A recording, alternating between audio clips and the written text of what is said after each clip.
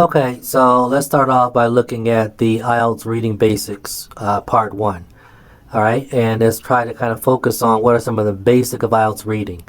For a lot of students, they really think that the IELTS reading part is probably the most difficult part, but I think once you really understand it, once you really understand IELTS reading, based on our strategies and techniques that we teach, I really believe that you're going to find it to be of equal difficulty to the other sections of the test. But let's go over some of the basics for IELTS reading. All right, so reading comprehension, as you know, it really comes down to understanding some of the basics, and those involve really understanding you have 3 reading passages you have to do. You have 13 to 14 questions for each reading passage. There really are only 2 basic types of questions that you have to deal with for reading comprehension. It's really almost all multiple choice or fill the blank. There are just different variations of a fill the blank question, and there are different variations of a multiple choice question.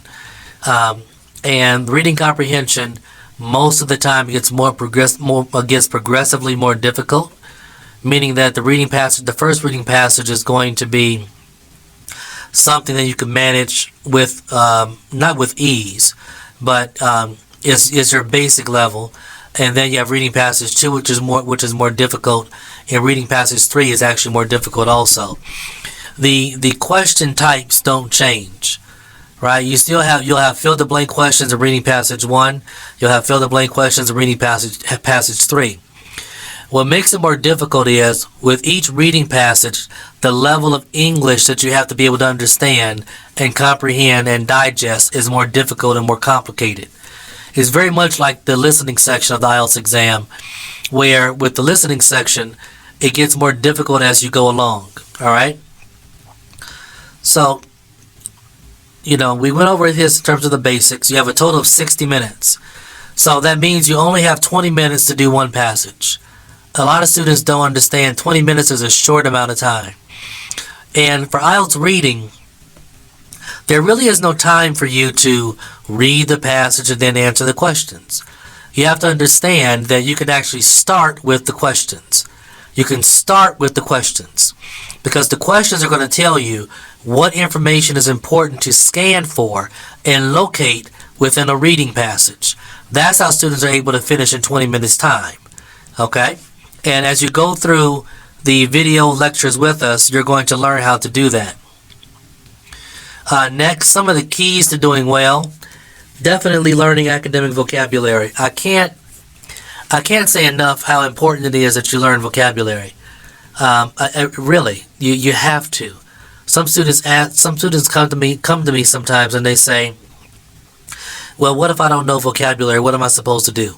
How can I still do very well on the exam?" You can't. You can't. Okay? You're not going to be able to do that.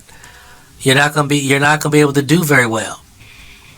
That's like somebody who doesn't have legs ask how can he run in the 100-meter dash.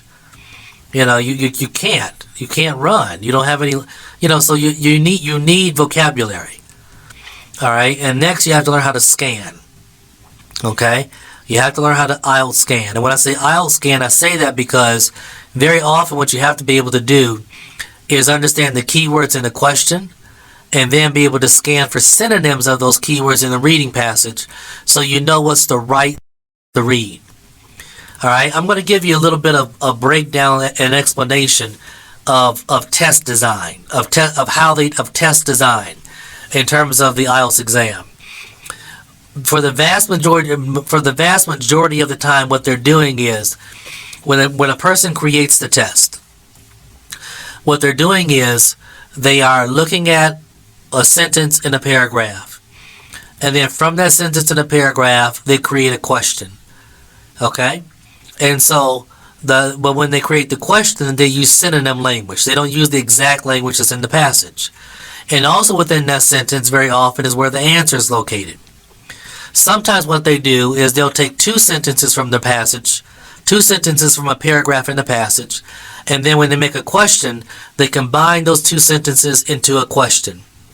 And so if you're able to look at the keywords in the question and then go scan and locate that sentence or two sentences from where the question was made, you can always find the answer right there. So in terms of the IELTS exam, that's a very big key to doing well. Time management is very important. Most students don't finish because they read and they read and they read and they read. They read the whole paragraph. The answer is always coming from one or two sentences maximum. And probably I would say 75% of the time is coming from one sentence. Okay? And our question strategy. A lot of students just do the exam and they have no idea of strategy, and that's why they waste so much time. Some other things that are really important. You don't have to do the questions in order from 1 to 40. Alright, some students just start at number 1 and try to go all the way to number 40. Some question types are easier than others. Alright, and you want to maybe start and do those first, because your overall goal is to try to get as much right as possible. This is what your general reading looks like for your reading scores you need. You can look down here for most of you that are doing academic. If you want to get a 7, like a band score of a 7, that means you can only get 30. You can only get 10 wrong. You have to get 30 out of 40 correct. That means on average, for the average reading passage, you're not getting more than 3 wrong. 3 wrong, 3 wrong, 3 wrong. That's 9 wrong. That's how you end up with getting a 7. Okay? That's how you get a 7. Some students try to just guess their way through. No real way to do that. You have to be able to have good academic and understand the proper strategy. Alright, IELTS reading is really a test of 2 things. That's all. Can you locate the part of the text that has the answer? Do you comprehend that part of the text? You have to be able to find the information and understand the information. And they're doing that over and over and over again. Find the information, understand the information. Find the information, understand the information. Everybody knows that. Everybody who teaches IELTS exam should know that. They should understand that. However, I have seen very few teachers that actually understand that. Maybe I can count on one hand of the teachers that, other than myself, that really understand that the IELTS exam is about finding and understanding information. Okay? And that's it. So that's why I say you have to be very good at scanning so you can find the right information.